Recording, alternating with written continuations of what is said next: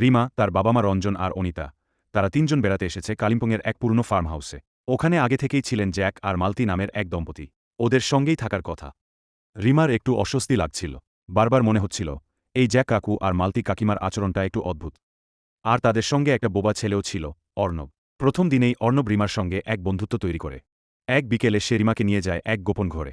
আর সেখানে রিমা দেখে কিছু ছবি, পুরনো জিনিসপত্র, খেলনা আর একটা অ্যালবাম, যেখানে একের পর এক পরিবারের ছবি। আর প্রতিটা ছবিতেই আছে জ্যাক আর মালতি। কিন্তু সবচেয়ে ভয়ঙ্কর জিনিসটা তখনই সামনে আসে। ছোট্ট অর্ণব ইঙ্গিতে বুঝিয়ে দেয়, ওর বাবা মা আসলে জ্যাক মালতি না।